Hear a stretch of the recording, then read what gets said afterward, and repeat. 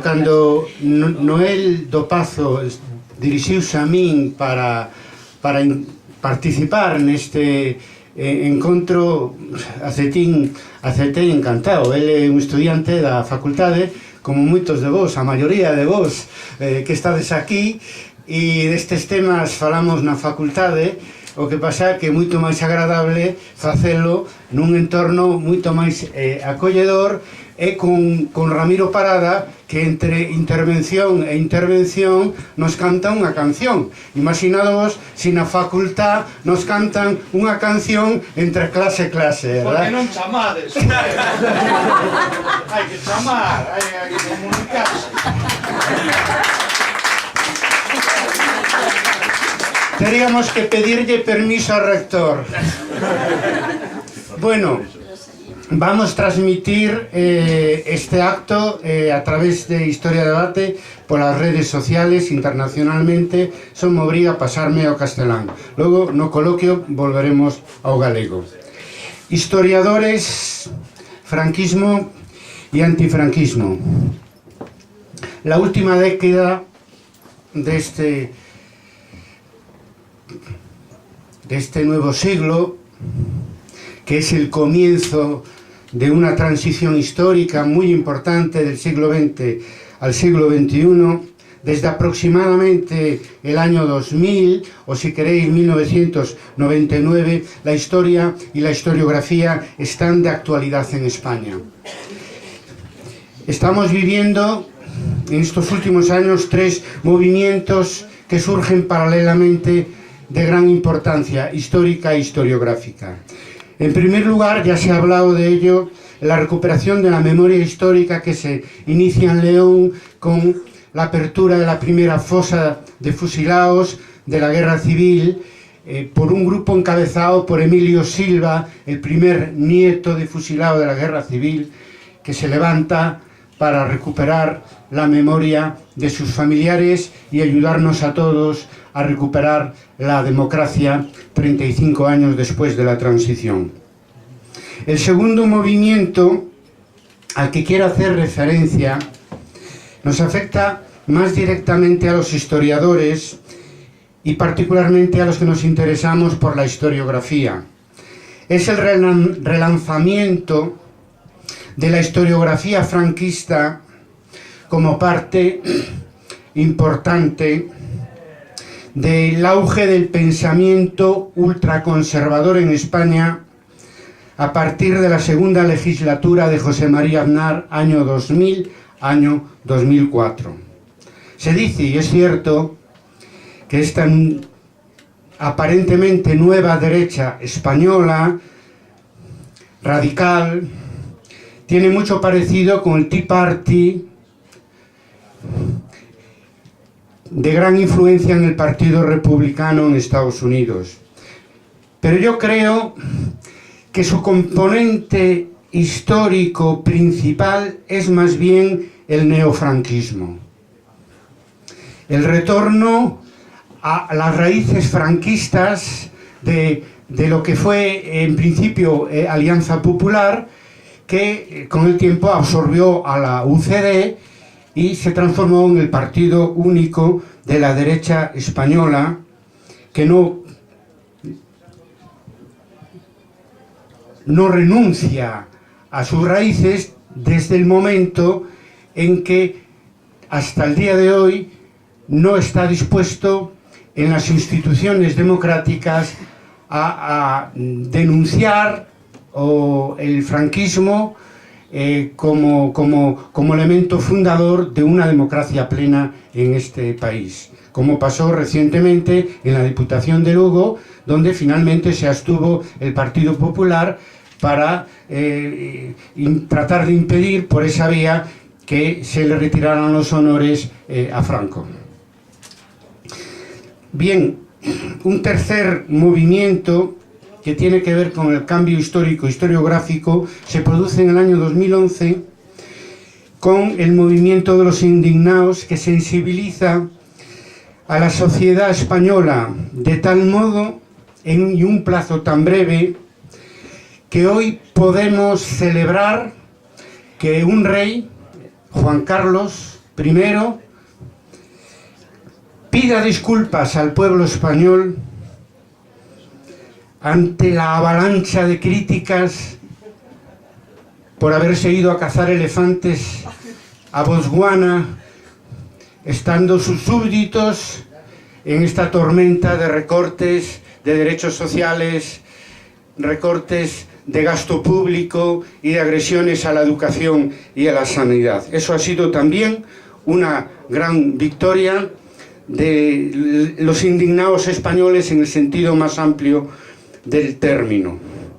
Paralelamente a este auge de la indignación en España con la situación económica, política y social,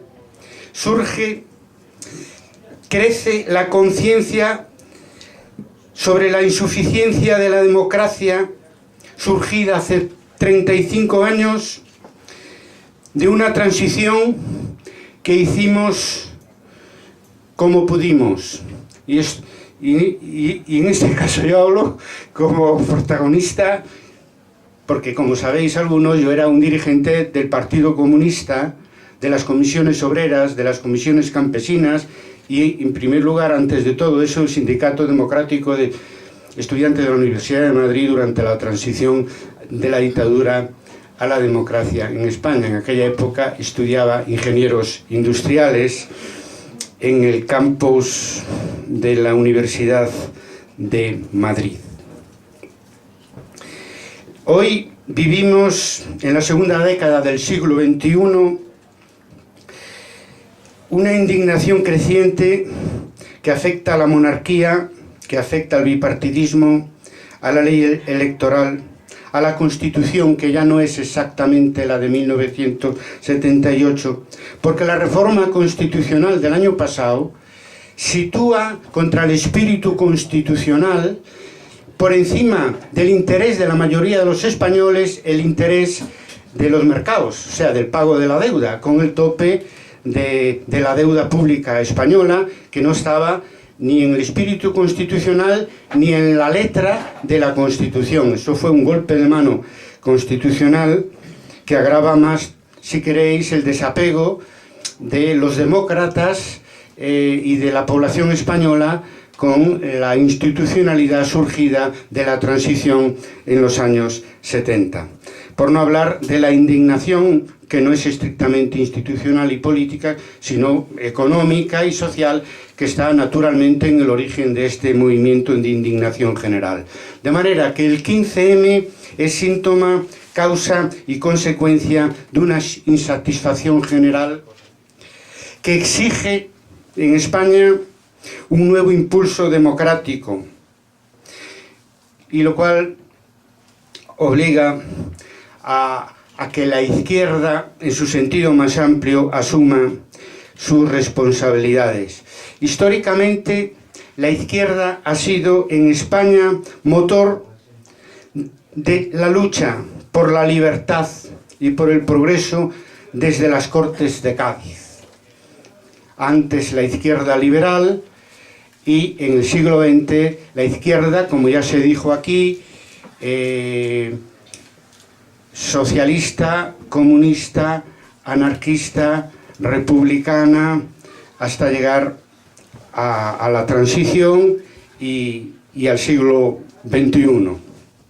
Me refiero, por lo tanto, no solo a la izquierda política, sino y sobre todo a la izquierda social y a la izquierda académica, donde estamos obligados, por la situación existente en España y en Europa,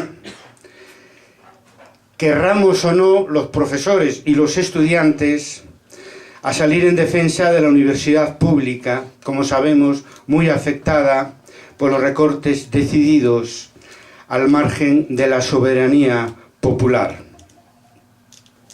En este contexto crítico, también en mayo del año 2011, la Real Academia de la Historia dio a conocer el Diccionario Biográfico Español, una obra faraónica, carísima. Yo no digo que no sea útil para los historiadores, aunque es muy tradicional en cuanto a su enfoque historiográfico, porque oculta, a través de una historia de grandes hombres, el papel de los sujetos sociales en la escritura de la historia. Con todo eso no es lo peor del diccionario biográfico español. Lo peor es el filofranquismo de las entradas del diccionario que tienen que ver con la historia del siglo XX. Se ha dicho hasta la saciedad, pero hay que recordarlo, que Franco y su régimen son caracterizados en el diccionario auspiciado por la Real Academia de la Historia, que se paga a partir de los presupuestos del Estado, son calificados Franco y su régimen de autoritarios, pero no de dictador o de una dictadura, contra toda evidencia histórica y contra lo que es habitual, no solo en historiografía contemporaneista o en sociología política o en policología, no solo en España, sino fuera de España.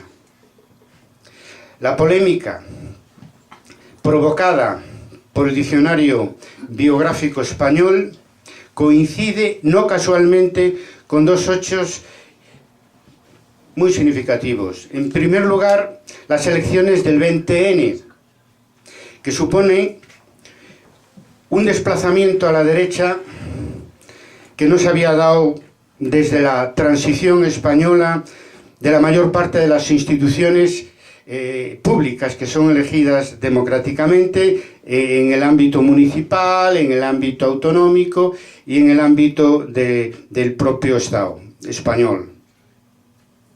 El propio gobierno que surge de esas elecciones acaba de confirmar el apoyo económico para que se termine el trabajo del diccionario biográfico español sin cambiar nada, o sea, aceptando, por lo tanto, el filofranquismo que destila las partes más contemporáneas del propio diccionario.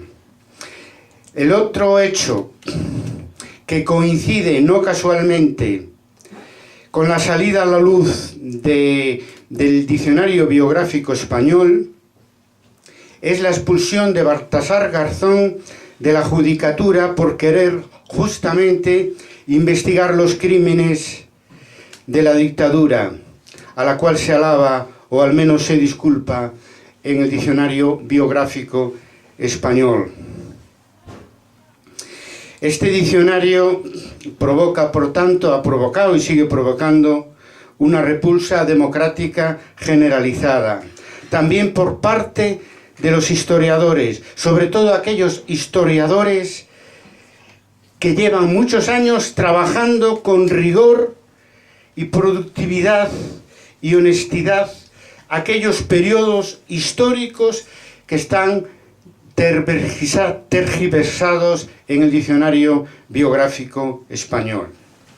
Algunas reacciones de historiadores críticos contra el diccionario biográfico español, en primer lugar, no por estar en Santiago de Compostela, que también el documento aprobado en el Departamento de Historia Contemporánea de la Facultad de Geografía e Historia de mi universidad, de vuestra universidad, la Universidad de Santiago de Compostela. Un documento crítico que se ha difundido con amplio eco en los departamentos de historia de todas las universidades españolas el año pasado.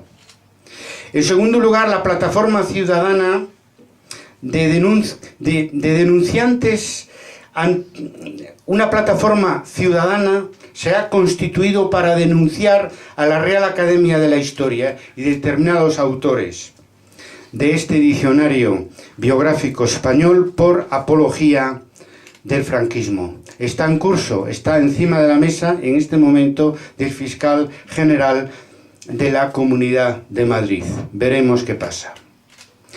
El pasado 9 de abril, en tercer lugar, se presentó el libro En el combate por la historia, por iniciativa del editor Gonzalo Pontón, que ha creado una nueva editorial, Pasado y Presente, y encarga y a Ángel Viñas que coordine un libro crítico sobre con el contenido del diccionario biográfico español. Ángel Viñas es un conocido nuestro porque ha participado en diciembre del año 2010 con una conferencia justamente sobre la memoria y la verdad histórica en el 4º Congreso Internacional de Historia y Debate que celebramos aquí en la Universidad de Santiago de Compostela. El libro también está siendo conocido como Contra el Contradiccionario, donde la Academia Universitaria,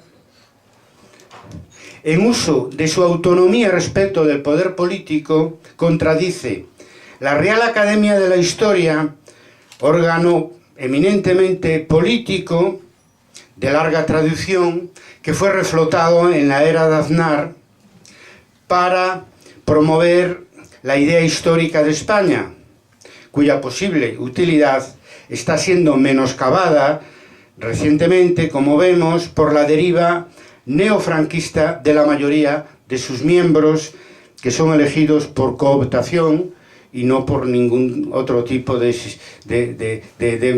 método democrático. La importancia historiográfica y pública de la obra colectiva coordinada por Ángel Viñas es doble. Primero, pone en evidencia la falta de verdad en muchos de los temas y de las biografías del diccionario de la Real Academia de la Historia en temas referentes a la dictadura y a sus antecedentes. Contiene para eso trabajos de los investigadores más cualificados de la Universidad Española sobre temas de la Segunda República, la Guerra Civil y el franquismo. Trabajos que desmienten lo que se dice sobre estos mismos periodos y acontecimientos históricos en el diccionario biográfico español. En segundo lugar, el libro de Pontón y Viñas no solo aclara problemas de datos, es que también tiene una intencionalidad ética, porque no se puede justificar el golpe de Estado del 18 de julio de 1936 sin mentir. Por eso, en el combate por la historia, tenemos un libro ejemplar para lo que en Historia Debate llamamos una historiografía de valores. Compromiso ético-social que para Ángel Viñas y la mayoría de los autores de libros y la mayoría de los historiadores académicos del franquismo en España pasa por apoyar con sus trabajos, con su trabajo profesional en la docencia, el movimiento de familiares y el movimiento social de la recuperación de la memoria histórica. Se puede decir que historia y memoria tienen un mismo objetivo, la verdad histórica, una verdad histórica completa sobre la dictadura de Franco. Por último, se dice ahora desde la derecha que hay que recuperar, se lo dicen sobre todo al PSOE, el espíritu de consenso de la transición para llevar a cabo en España la política de recortes que impone Angela Merkel y la Comisión Europea. Yo creo que más bien en España hoy necesitamos recuperar el espíritu democrático del movimiento social antifranquista, que tuvo unas características especiales. El protagonismo de la sociedad civil en la regeneración democrática y política, hoy representado por el 15M y el movimiento sindical.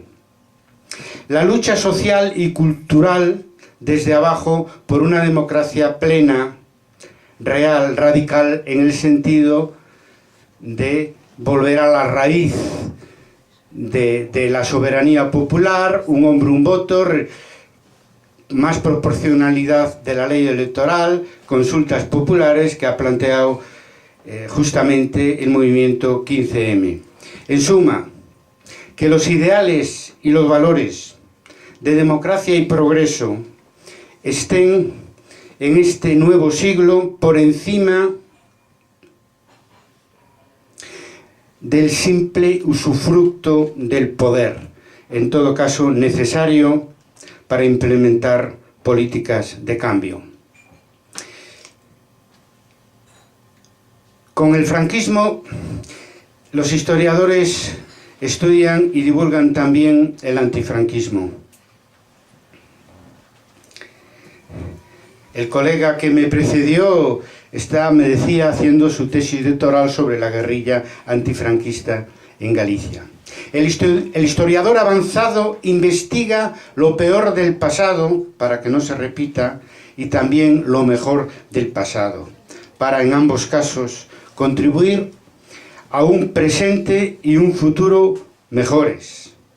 Mais nada, grazas pola vosa presenza, que a historia nos acompañe.